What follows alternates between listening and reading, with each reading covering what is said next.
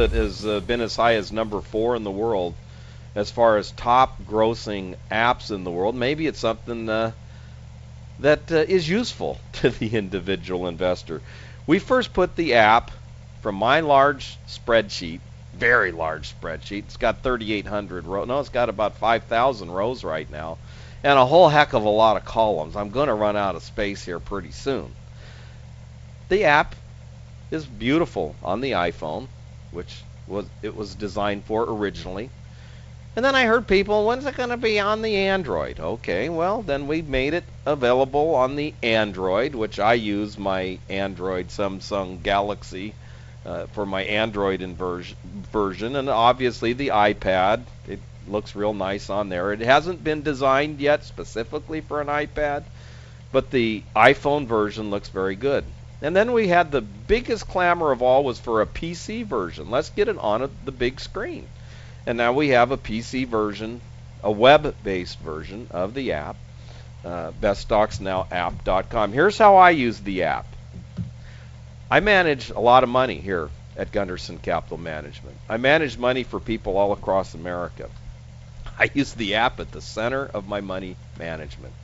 I also produce a newsletter which shows the results of what the app is telling me every single week. That newsletter is available on a weekly subscription basis, or you can get the free version every single week.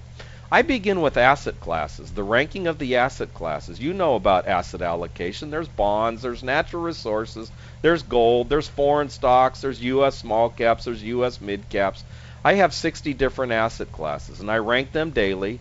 These cycles can stay in place for a long time. If you look at 2014 or 2013, it was all about U.S. small cap stocks. Nothing else really mattered. I had no exposure to any other asset class. And of course, 2014 is a completely different year as I watch the ranking of the asset classes. Second, I look at the leading sectors every day. 2013 was all about the biotechs, the pharmaceuticals, and the internet sector. That's all you had to worry about. You didn't have to worry about China. You didn't have to worry about the bond market. You didn't have to worry about gold. It was all about those sectors. But it started to change early in the year 2014. They started to fall out of favor. They started to drop, not only technically, but on a relative basis in my sector ranking system. And the leading sectors today are completely different from the leading sectors last year.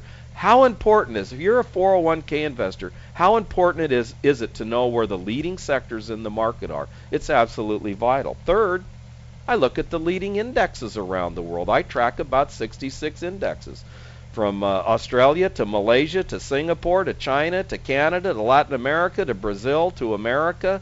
Last year, 2013, was all about the U.S. markets. I had exposure to no other market. Why? Because that's what the app told me to do, based on performance. The U.S. markets blew away every other market in 2013. The app had me in the right spot at the right time, and it started telling me in early 2014 that the action was moving away from the U.S. Look at the leading indexes on a daily basis.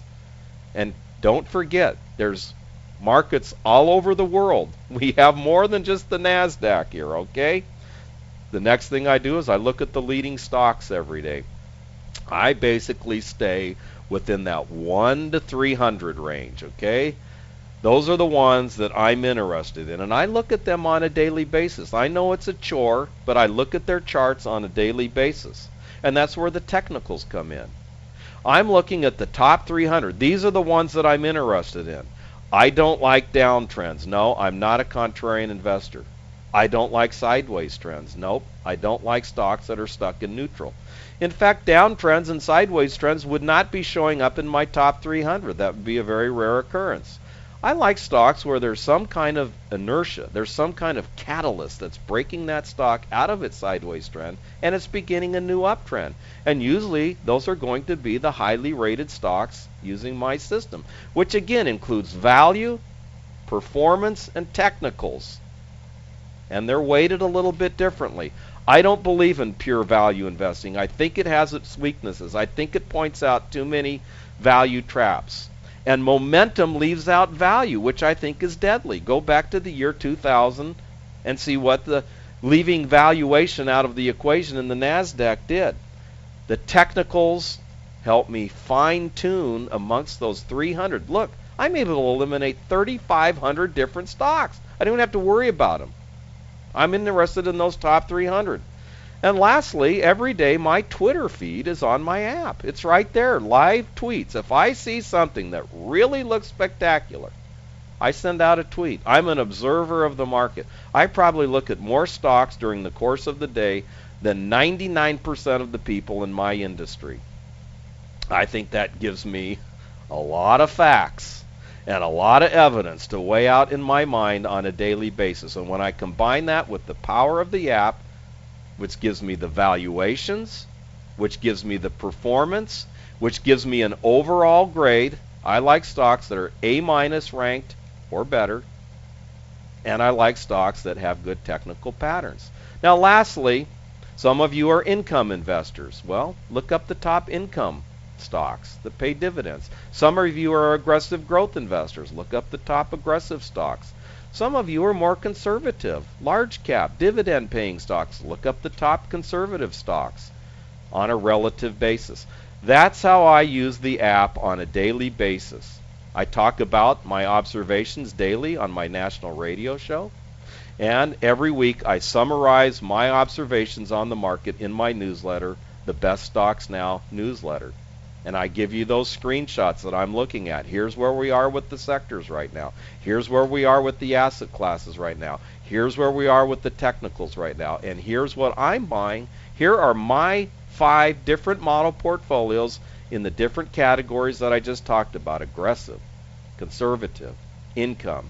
And I have a mutual fund and an ETF model portfolio for you 401k investors.